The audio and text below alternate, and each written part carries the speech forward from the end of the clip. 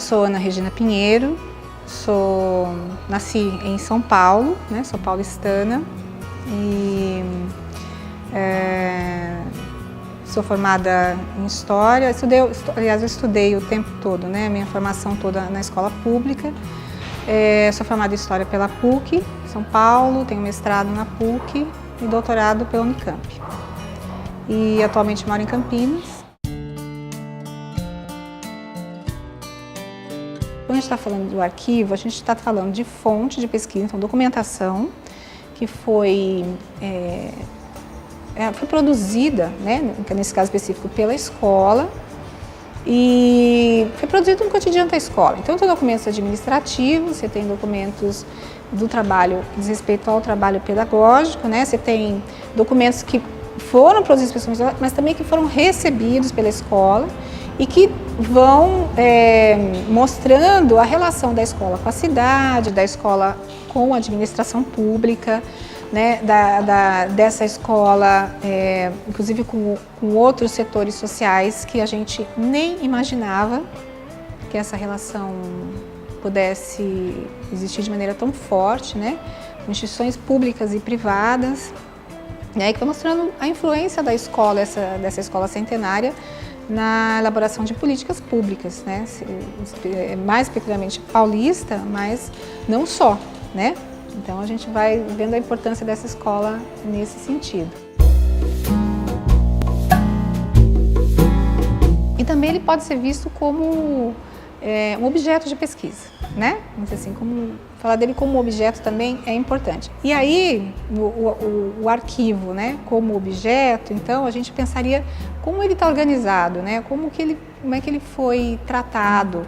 E então essa documentação, ela tem toda uma organização. Isso eu gostaria muito de falar, porque eu acho que é importante, né? Além de falar as fontes que existem, os documentos que existem que se tornaram fontes, como você me perguntou, eu acho que é importante dizer também que a forma como ele está organizado e como ele se apresenta, que eu quero tratar como objeto, como ele se apresenta para o pesquisador, como ele é oferecido, né, ao pesquisador, ela também diz muito de como a pesquisa vai ser feita. Bom, em relação, então, ao processo de pesquisa, eu acho que vale a pena falar um pouquinho, né, relatar um pouquinho da minha experiência nesse processo de pesquisa. Bom, para fazer a leitura dos documentos, como eu havia dito, a forma como ele está organizado, respeitando a necessidade da produção, né, da própria escola, ou como ela foi feita no dia a dia, como é que ela foi produzida, obriga, né, necessariamente o historiador, o pesquisador, a ir fazer várias visitas ao arquivo, né? E então o fato de fazer essas várias pesquisas ao arquivo exige também do historiador uma metodologia, vamos dizer assim, que possa ser ao mesmo tempo produtiva para ele, né? Porque você não vai várias vezes porque você não conseguiu ver o que você precisava e volta, né? Você vai porque é um processo, tem um processo de pesquisa aí. Então, exige uma metodologia e que cada um adapta, obviamente, a sua própria condição de tempo, o seu tema de pesquisa, a sua área do conhecimento, né? Para eu fazer a pesquisa, em vários dias, eu preparei uma ficha onde eu colocava, então, tem vários tópicos nessa ficha e para identificar o documento. Então, eu li determinado documento, eu colocava o número da caixa, onde ele estava, a identificação do local que ele estava, que se eu precisasse voltar até ele, eu saberia onde encontrá-lo no outro dia. Além disso, a data em que ele foi, né, produzido, o veículo que produziu, que pode ser um jornal, um recorte de jornal, então você coloca, né, qual foi o jornal que produziu, ou um documento, uma correspondência, então você vai colocar os sujeitos que estão envolvidos nisso. Aí tinha um campo que era o resumo, né, do documento, fiel ao que eu havia lido.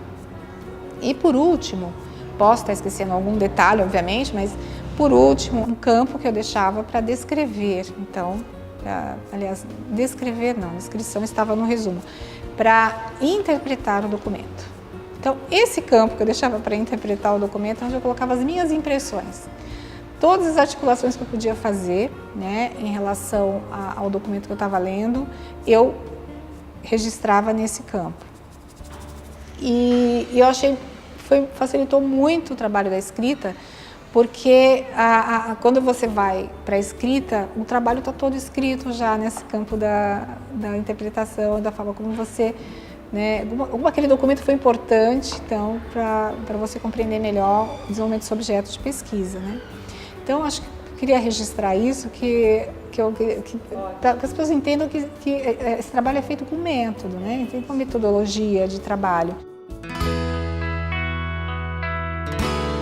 Então, isso acaba sendo um trabalho, vamos dizer assim, muito próprio do historiador mesmo, né? Que ele vai abrindo os documentos, as caixas e vai dando sentido a esses documentos, né?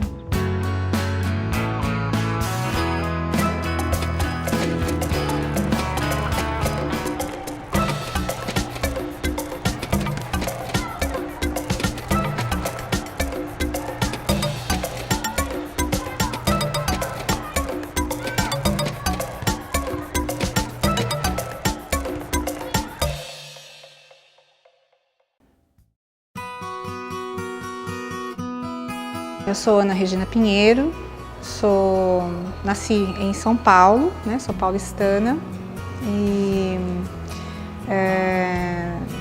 sou formada em História. Eu estudei o tempo todo, né? Minha formação toda na escola pública. Sou formada em História pela PUC, São Paulo, tenho mestrado na PUC e doutorado pela Unicamp. E atualmente moro em Campinas. Então, nesse período, em 1998, né, eu adentrei, né, na escola Caetano de Campos, que está situada no bairro da Aclimação, e é onde estava o acervo naquele período. Os documentos estavam todos acomodados numa única sala, uma sala grande, que estavam todos os documentos, inclusive os móveis, né? E laboratórios inteiros também colocados lá, bichos empalhados. Então, tinha todo tipo de material que foi construído na escola ao longo desses anos. Inicialmente, a impressão é de que os documentos estão guardados, né? Estão acomodados, mas não estão cuidados, né? E que a qualquer momento, a sensação que a gente tem é essa, de que a qualquer momento essa documentação pode se perder, em partes ou toda, né? Ou integralmente. E para o pesquisador é uma sensação de constante angústia. Por que eu estou dizendo dessa angústia? Primeiro, inicialmente, porque estavam tudo empoeirado, tudo guardado. Mas não pode se perder, porque as pessoas podem levar para casa, né? Pode fazer mau uso dele. Ele tem documentos muito antigos que podem se desintegrar, né? Então, tem uma série de cuidados que a gente percebia que não existia ali. Então, dentro da própria escola, que funcionava na Aclimação, esse acervo precisou sair da salinha, por necessidade da própria escola, dentro do trabalho escolar, e foi para uma sala, que a escola era muito grande, que eu nunca me esqueço. Essa sala era a sala que tinha alimentação da merenda. Então, além de bater sol, porque tinha umas janelas grandes, então, de um lado, mantimento, arroz, feijão, né, que é um mantimento que não é perecível, que não pode ser guardado, junto com a documentação. Porque simplesmente não era o lugar, né? A escola não era o lugar adequado para funcionar, para guardar essa documentação. Então, a escola precisava de espaço para o trabalho cotidiano e imediato. Obviamente que o que ia ser mudado era o acervo, né? Depois, esse acervo mudou, se eu não me engano, essa fase seguinte foi para o Brás, né? Para um galpão no Brás, que pertence também à Secretaria de Educação, e onde ficavam condicionados os móveis que iam ser direcionadas às escolas, né? E eu fiz por longos anos, eu lembro a pesquisa no Brás, e eu lembro muito bem que lá entrava caminhão, né? E o caminhão ficava ligado muitas vezes, jogando fumaça na sala dos documentos. Só que nessa fase, quando ele foi para o Brás, daí já estava sob a guarda do Centro de Referência em Educação Mário Covas, né? Já existia, então, uma equipe de historiadores, estagiários também na área de história, né? Acho que eram 2 historiadores, né? A Regina e o Diógenes, se eu não me engano, e sempre tinha estagiários. Eu estava numa fase, né, em que os documentos estavam sendo tratados, higienizados, né, acondicionados de maneira adequada. Vamos dizer assim, que o CRE assumiu efetivamente essa documentação e passou a tratá-la, né, e criar um arquivo, centro de memória, né, e disponibilizar adequadamente para pesquisa. Ele esteve no Brás e depois ele se mudou novamente, né? Ele saiu do Brás, que apesar de ser um espaço amplo, eu lembro que houve um entendimento de que lá também não era um lugar adequado, né? Apesar de muito melhor do que onde estava. E depois disso ele foi para João Ramalho, na região de Perdizes.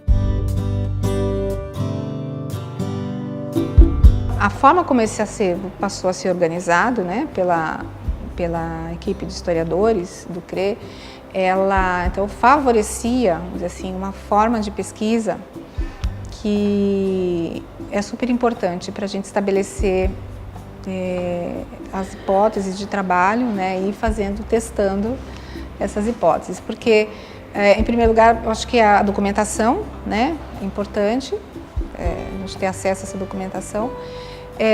Em segundo lugar, né, por conta dela estar então organizada de acordo com a logicidade do trabalho pedagógico, né, e de como a escola trabalhou ao longo desses 100 anos, produziu esses documentos.